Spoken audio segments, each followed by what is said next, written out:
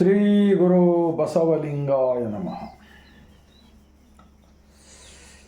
ವಿಶ್ವಗುರು ಮಹಾತ್ಮ ಬಸವಣ್ಣನವರನ್ನು, ವಿಶ್ವಜ್ಯೋತಿ ಅಕ್ಕ ಮಹಾದೇವಿರವರನ್ನು, ಸಕಲ ಶಿವಶರಣರನ್ನು ಎನ್ನ ಹೃದಯ ಮಂದಿರದಲ್ಲಿ ನೆನೆಯುತ್ತಾ, ಭಾರತೀಯರೆಲ್ಲರಿಗೂ ಬಸವ ಕಲ್ಯಾಣ ಅನುಭವ ಮಂಟಪ ಶರಣರ ನಾಡಿನಿಂದ 150 ಕೋಟಿ ಭಾರತೀಯರಿಗೆ ಬಾಗಿದ ತಲೆ ಮುಗಿದ ಕೈಲಿಂದ ಶರಣು.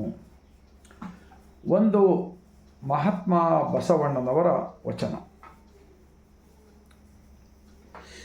ಇಬ್ಬರು ಮೂವರು ದೇವರೆಂದು ಉಬ್ಬಿ ಉಬ್ಬಿ ಮಾತನಾಡಬೇಡ,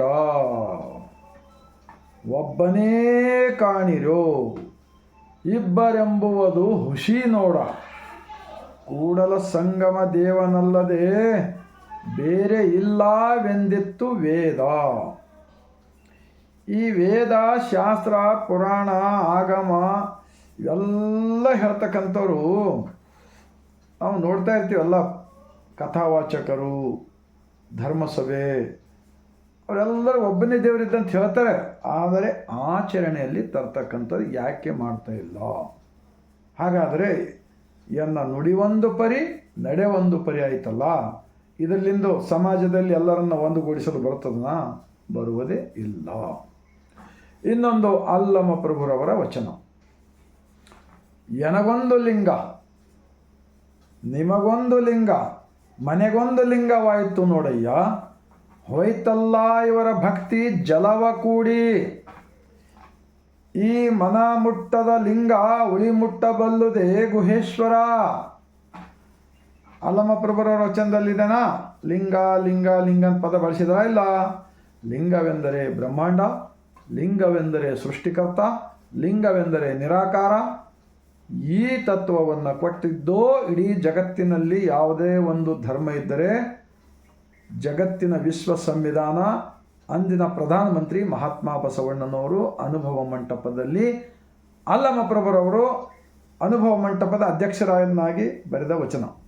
ಹಾಗಾದರೆ ಲಿಂಗಾಯತ ಧರ್ಮದ ಮಾನ್ಯತೆ ಅಂದರೆ ಸರ್ವ ಜನರನ್ನು ಕೂಡಿಸುವ ಧರ್ಮವಿತ್ತು. ಅದು ಪ್ರಚಾರವಾಯಿತು ಭಾರತ ದೇಶದ ಅನೇಕ ರಾಜ್ಯಗಳಲ್ಲಿ. ಆದರೆ ಧರ್ಮ ಒಡೆದಿದ್ದಾರೆ ಅಂಥೇಳಿ ಅಪಪ್ರಚಾರವಾಗಿಲ್ವಾ? ನನ್ನ ದೇವರು ಬೇರೆ. ಅಲ್ಲಮ ಪ್ರಭುರವರ ವಚನದ ಬಗ್ಗೆ ಅವರು ಅವತ್ತಿನ ಕಾಲದಲ್ಲಿ ಹಿಡಿದುಕೊಂಡು ಇವತ್ತಿನವರೆಗೆ ಅದನ್ನೇ ಮಾಡ್ತಾ ಇದ್ದಾರೆ. ನನ್ನ ದೇವರು ಬೇರೆ, ನಿಮ್ಮ ದೇವರು ಬೇರೆ, ನನ್ನ ಮನೆ ದೇವರು ಬೇರೆ, ನಿಮ್ಮ ಮನೆ ದೇವರು ಬೇರೆ. ಈ ದೇವರ ಕಲ್ಪನೆ ಎಂಬುದು ರಾಂಗ್ ನಂಬರ್ ಕೊಟ್ಟ ಸಲುವಾಗಿ ಇವತ್ತು ಒಬ್ಬರನ್ನು ನೋಡಿದರೆ ಒಬ್ಬರ ಬೇಸರ, ಒಬ್ಬರ ಮನಸ್ಸು ಒಂದು ಕಡೆ ಸೇರ್ತಾ ಇಲ್ಲ. ಇದಕ್ಕೆಲ್ಲ ಹೊಣೆಗಾರರು ಯಾರು? ಈ ರೀತಿ ಮಾಡ್ತಕ್ಕಂಥವ್ರೆ ಇವತ್ತು ಬಸವಣ್ಣನವ್ರ ಹೆಸರು ತೆಗೆದುಕೊಂಡು ಇವಾಗ ಬಸವಣ್ಣನವ್ರ ವಚನಗಳು ಎಲ್ಲ ಜಗತ್ತೇ ತುಂಬ ಪ್ರಚಾರ ಆಗ್ತಾ ಇದೆಯಲ್ಲ. ಏನಾದರೂ ಮಾಡಿ ಹಾಳು ಮಾಡಬೇಕೆಂಬ ಕುತಂತ್ರ ನಡೀತಾ ಇದೆ. ಆದರೆ ಸೂರ್ಯನ ಮುಂದೆ ನನ್ನದೊಂದು ದೀಪ ಹಚ್ಚಿ ಬೆಳಗ್ತೀನಿ ಅಂದರೆ ನಿಮ್ಮ ಅಲ್ಲೇ ಸುತ್ತಮುತ್ತನೇ ಬೆಳೀತದೆ, ಹೊರತಾಗಿ ಜಗತ್ತಕ್ಕೆ ಬೆಳಕು ಕೊಡುವುದಿಲ್ಲ. ಹಾಗೆ ಬಸವ ಎಂದರೆ ಸೂರ್ಯ ಇದ್ದಂಗೆ. ಅವರ ಕುಟುಂಬವನ್ನೇ ಬಿಟ್ಟರವರು ಈ ಸತ್ಯವನ್ನು ತಿಳಿಸುವ ಸಲುವಾಗಿ. ಇಡೀ ಜಗತ್ತಕ್ಕೆ ಜಗಜ್ಯೋತಿ ಆದರು. ಅಂಥವ್ರ ವಿಚಾರ ಒಂದು ಹಾಳು ಮಾಡಲು ಹೋದರೆ ಯಾರಿಗೂ ಒಳ್ಳೆಯದಾಗುವುದಿಲ್ಲ, ದೇಶಕ್ಕೂ ಒಳ್ಳೆಯದಾಗುವುದಿಲ್ಲ.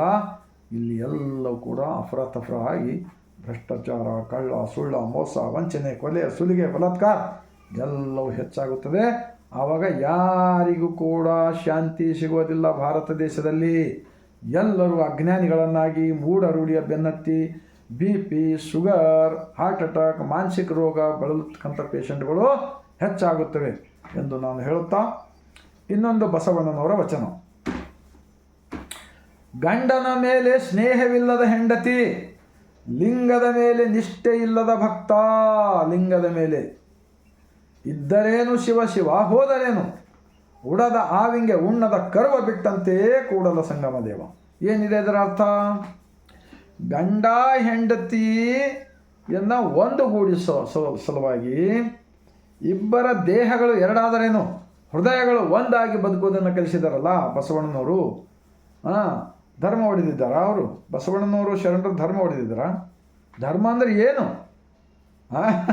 ಏನೇನೋ ಹೇಳಿ ಹೇಳಿ ತಮ್ಮ ಸ್ವಾರ್ಥಕ್ಕಾಗಿ ಏನೋ ದುಡಿಯಲಾರದೆ ದೇವರು ಧರ್ಮದ ಹೆಸರು ಮೇಲೆ ಏನು ಬದುಕ್ತಾ ಬಂದಿದ್ದಾರಲ್ಲ 890 ವರ್ಷ ಹಿಂದಿನ ಹಿಡಿದು. ಈಗ ಮತ್ತೆ ಬಸವಣ್ಣನವ್ರ ವಚನ ಬಂತಂದ್ರೆ ಹೇಗೆ ಮಾಡಬೇಕಪ್ಪ ಅಂಥೇಳಿ ಇವ್ರಿಗೆಲ್ಲ ಚಿಂತೆ ಬಿದ್ದಿದೆ.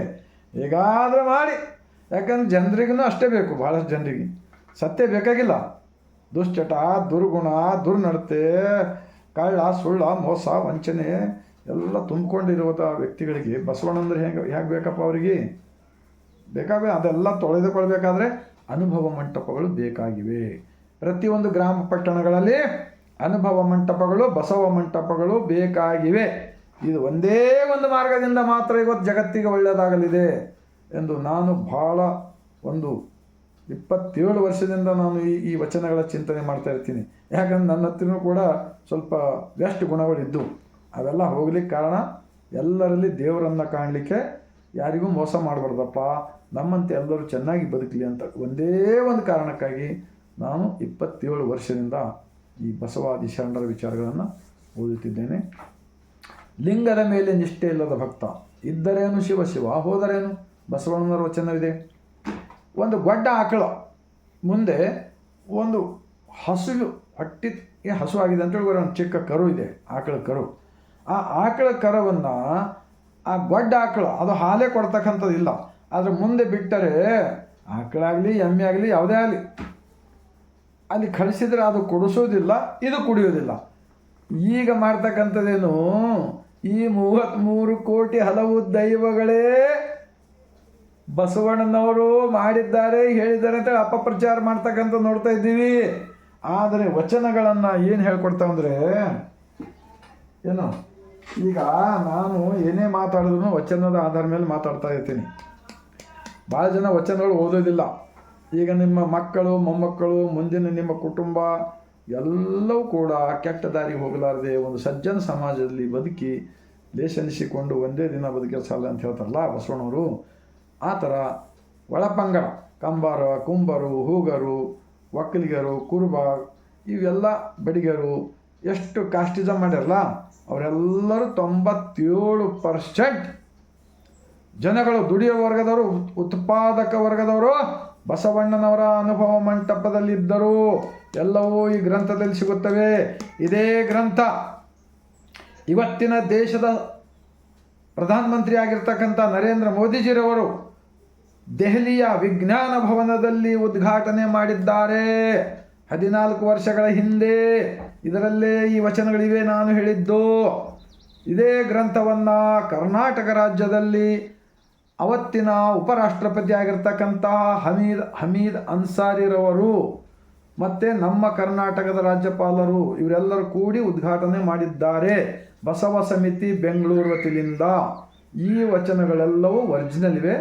ಏನಾದರೂ ಕೆಲವು ಡುಪ್ಲಿಕೇಟ್ ವಚನಗಳು ಮಾಡಿದರೆ ಅವು ಎಲ್ಲ ಸಿಕ್ಕಿಕೊಳ್ಳುತ್ತವೆ, ಅವು ವಚನಗಳು ಆಗೋದಿಲ್ಲ.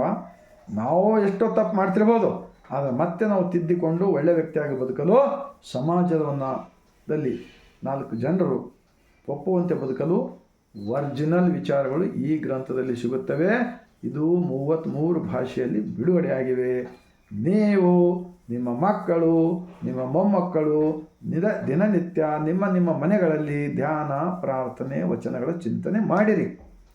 ನೋಡಿ, ಪ್ರಯೋಗ ಮಾಡಿ. ಮಣ್ಣು ಬಿಟ್ಟು ಮಡಿಕೆ ಇಲ್ಲ, ತನ್ನ ಬಿಟ್ಟು ದೇವರಿಲ್ಲ. ಎಲ್ಲವೂ ದೇವರ ಹೆಸರ ಮೇಲೆ ವ್ಯಾಪಾರೀಕರಣ ನಡೀತಾ ಇದೆ. ಚನ್ನ ಬಸವಣ್ಣನವರು ಹೇಳಿದ್ದಾರೆ ಒಂದು ವಚನದಲ್ಲಿ, ಧರೆ ಹಚ್ಚಿ ಕಲೆ ಹಚ್ಚಿ ರಾಜರಳಿದು ನೀತಿಯ ತಪ್ಪಿ ಕೀಳಾದ ಜನಕ್ಕೆ ಏಳಿಗೆ ನಿತ್ತು ಪುರ ವಣಿಪ ಕಾಲಕ್ಕೆ ಶರಣರು ಬಂದಾರು ಎನ್ನಿರಿ. ಕಲ್ಯಾಣ ಪಟ್ಟಣವ ಕಟ್ಟಿತ್ತು, ಘನ ವೈಭವದಿಂದ ಮೆರೆದಿತ್ತು, ದಿಕ್ಕು ದಿಕ್ಕಿಗೆ ಬಸವಧ್ವಜ ಮೆರೆದಾವು. ಕೂಡಲ ಚನ್ನ ಸಂಗಮ ದೇವ ಬಸವಣ್ಣನವರ ತತ್ವದಿಂದ ಮಾತ್ರ ಬದುಕಿತ್ತು ಈ ಲೋಕವೆಲ್ಲ. ನಾವಾಗಲಿ ನೀವಾಗಲಿ ನಮ್ಮೊಳಗಡೆ ಅನೇಕ ಅಜ್ಞಾನಗಳು ಇರುತ್ತವೆ, ಆದರೆ ಒಳ್ಳೆಯ ಬದುಕನ್ನು ಕಟ್ಟಿಕೊಳ್ಳಲು ಬಸವಣ್ಣನವರ ತತ್ವ ಒಂದೇ ಒಂದು ಒರಿಜಿನಲ್. ಅವುಗಳ ಹೆಸರೇ ವಚನಗಳಿವೆ. ಏನು ವಚನವೆಂದರೆ ಇದರಲ್ಲಿ ಯಾರದೇ ಒಂದು ಇದು ಮಾಡಿದಲ್ಲ, ಇದರಲ್ಲಿ ಸೃಷ್ಟಿಯ ಬಗ್ಗೆ ಪ್ರಕೃತಿಲಿಂದ ಹುಟ್ಟಿ ಬರ್ತಕ್ಕಂಥ ಜೀವಗಳ ರಕ್ಷಣೆಗಾಗಿ ಹುಟ್ಟಿಕೊಂಡಿದ್ದೇ ಅನುಭವ ಮಂಟಪ. ಪ್ರಾಣಿ ಪಕ್ಷಿ ಗಿಡ ಮರ ಹುಲ್ಲು ಕಡ್ಡಿಯಿಂದ ಒಂದು ಇರುವಿನಿಂದ ಆನೆಯವರೆಗೆ ಎಲ್ಲವುಗಳ ಉದಾಹರಣೆ ಕೊಟ್ಟು ನಮ್ಮ ಮನುಷ್ಯ ಒಂದು ಕೋತಿ ಗುಣ ಇದೆಯಲ್ಲ, ನಮ್ಮಂಥವರನ್ನು ತಿದ್ದಿ 4 ದಿವಸ ಯಾವುದೇ ರೋಗ ಬರಲಾರ್ದೆ, ರುಜು ಬರಲಾರ್ದೆ, ಮನೆಗಳಲ್ಲಿ ಜಗಳವಾಗಲಾರ್ದೆ, ದೇಶದಲ್ಲಿ ಜಗಳವಾಗಲಾರ್ದೆ ಬದುಕಲಿಕ್ಕೆ ಇಂತಹ ಒಂದು ತ್ಯಾಗ ಬಲಿದಾನದಿಂದ ಕೊಟ್ಟಿದ್ದಾರೆ ನಮ್ಮ ಶರಣರು. ಇವೆಲ್ಲ ಸುಮ್ಮನೆ ಸಿಕ್ಕಿಲ್ಲ ಎಂದು ಹೇಳುತ್ತಾ, ತಮ್ಮೆಲ್ಲರ ಹೃದಯಕ್ಕೆ ತಟ್ಟಿದೆ ಆದರೆ 150 ಕೋಟಿ ಭಾರತೀಯರಿಗೆ ಈ ವಚನದ ವಿಡಿಯೋ ತಲುಪಿಸುವ ಕಾರ್ಯ ಮಾಡಿರಿ.